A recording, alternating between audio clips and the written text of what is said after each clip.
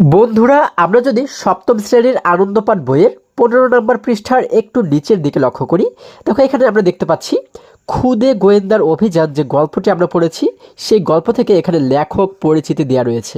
আমরা দেখতে পাচ্ছি এখানে বলা হয়েছে শহীদ সাবের 1930 খ্রিস্টাব্দে কক্সবাজার জেলার ঈদগাঁও গ্রামে জন্মগ্রহণ করেন। তার প্রকৃত নাম এ.কে.এম. শহীদুল্লাহ। তিনি কিশোর বয়স থেকেই সাহিত্য রচনা শুরু করেন। তার প্রকাশিত রচনাসমূহ হলো আরেক দুনিয়া থেকে, ছোটদের গল্প সংকলন খুদে গোয়েন্দার অভিযান, গল্প সংকলন এক টুকরো মেঘ। তিনি অনুবাদ করেছেন কয়েকটি বিদেশি গল্প ও জীবনী গ্রন্থ। 1971 খ্রিস্টাব্দের 31শে মার্চ রাতের বেলা তার কর্মস্থল সংবাদ অফিসটি পাকিস্তানি হানাদার বাহিনী পুড়িয়ে দিলে তিনি অগ্নিদগ্ধ হয়ে শহীদ হন। আচ্ছা, এবারে যদি আমরা আরেকটু নিচে লক্ষ্য করি, দেখো এখানে আমরা দেখতে পাচ্ছি এখানে কিন্তু একটি পাঠ পরিচিতি এবং মূল ভাব দেওয়া রয়েছে।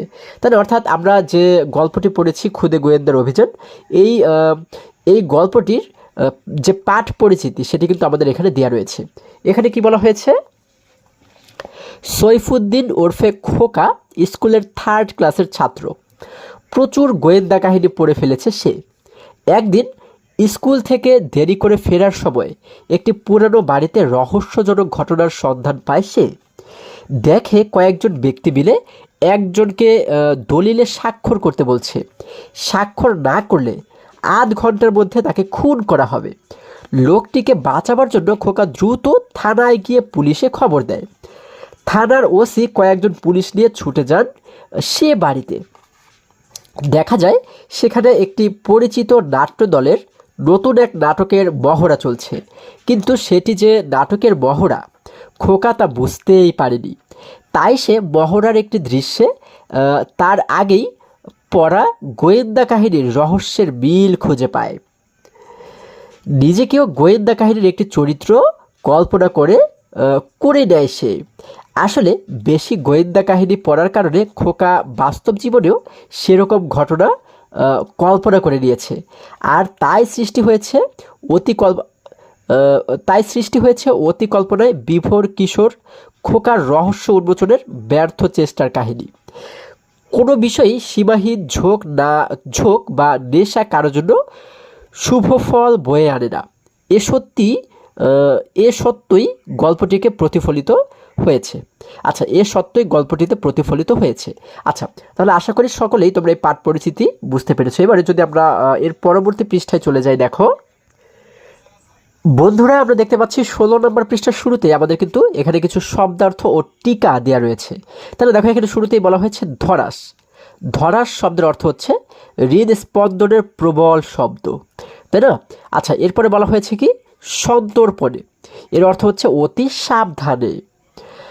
অন্তরাত্মা, এর অর্থ হচ্ছে মন বা হৃদয়। লণ্ঠন শব্দের অর্থ হচ্ছে কাচে ঘেরা প্রদীপ।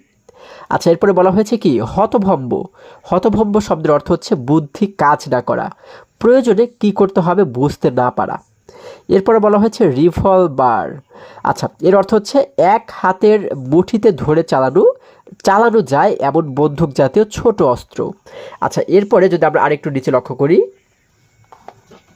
দেখো এখানে বলা হয়েছে ভাবান্তর মানে হচ্ছে অন্য ভাব। এখানে ব্যবহৃত হয়েছে ভাবভঙ্গি বা চিন্তার কোনো পরিবর্তন না হওয়া অর্থে। নিরুত্তর শব্দের অর্থ হচ্ছে উত্তরহীন।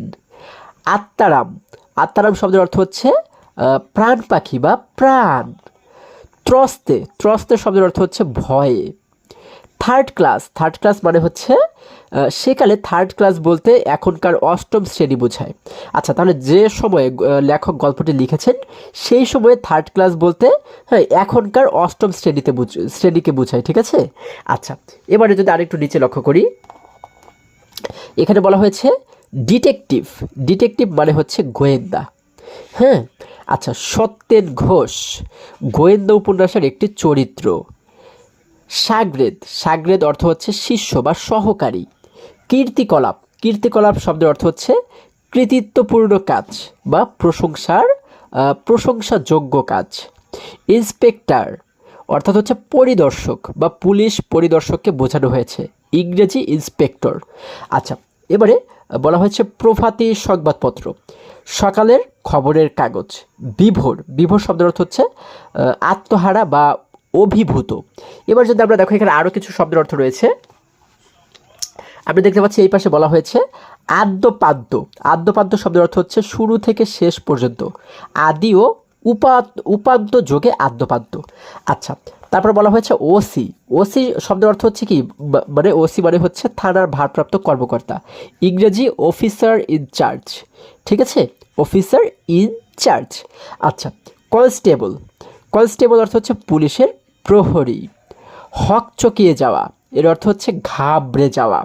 হ্যাঁ, আচ্ছা, এরপরে যদি আরেকটু নিচে লক্ষ্য করি, দেখো এখানে বলা হয়েছে ছানা বড়া। ছানা বড়া শব্দের অর্থ হচ্ছে দুধের ছানা দিয়ে তৈরি মিষ্টি। দুধের ছানা দিয়ে তৈরি মিষ্টি, এখানে চোখ বড় বা অবাক অর্থে। আচ্ছা, খোশ গল্প। খোশ গল্প মানে হচ্ছে আমোদজনক বা মজার আলাপ। মোহন। মোহন শব্দের অর্থ হচ্ছে দস্যু। দস্যু মোহন নামের একটি গোয়েন্দা সিরিজ গল্পের প্রধান চরিত্র। আচ্ছা, গুলে খাওয়া। গুলে খাওয়া শব্দের অর্থ হচ্ছে কঠিন ও তরল একাকার করে খেয়ে ফেলা। আচ্ছা, হানা দেওয়া। হানা দেওয়া মানে হচ্ছে আক্রমণ করা বা তল্লাশির জন্য উপস্থিত হওয়া। আচ্ছা, এরপরে যদি আরেকটু নিচে লক্ষ্য করি, দেখো এখানে বলা হয়েছে কি গোয়েন্দা কাহিনী। গোয়েন্দা কাহিনী হচ্ছে রহস্য উন্মোচনমূলক কাহিনী। গুপ্তচর বৃত্তির মাধ্যমে রহস্য উন্মোচনমূলক গল্প। এরপরে বলা হয়েছে কি বলা হয়েছে সেক্রেটন ব্রেক। আচ্ছা, তাহলে এর অর্থ হচ্ছে বিখ্যাত গোয়েন্দা কাহিনীর লেখক।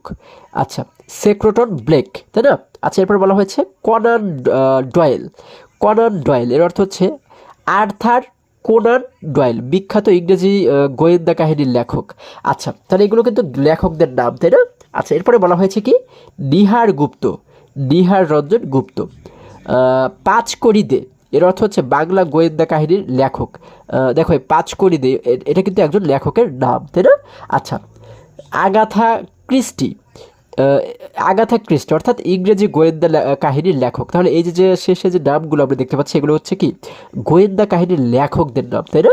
আচ্ছা, তাহলে আশা করি সকলে তোমরা বুঝতে পেরেছো বন্ধুরা। এরপরে আমরা নিচে যে নমুনা প্রশ্নগুলো দেখতে পাচ্ছি এগুলো নিয়ে আমরা পরবর্তী ক্লাসে আলোচনা করব। আশা করি আজকের সমস্ত পার্ট তোমরা খুবই সহজে এবং খুবই সুন্দরভাবে বুঝতে পেরেছো। আজকে আমাদের এই পর্যন্তই, আবারও দেখা হবে পরবর্তী ভিডিওতে। আর হ্যাঁ, তোমরা যদি আমার চ্যানেলে নতুন হয়ে থাকো তাহলে এখনই চ্যানেলটি সাবস্ক্রাইব করে পাশে থাকো, যেন আবার যে কোনো ভিডিও আপলোড করার সাথে সাথে খুব সহজেই তোমরা সেটি পেতে পারো। সকলে ভালো থাকো, সুস্থ সবল থাকো, এই কামনা করে শেষ করছি। ধন্যবাদ সকলকে।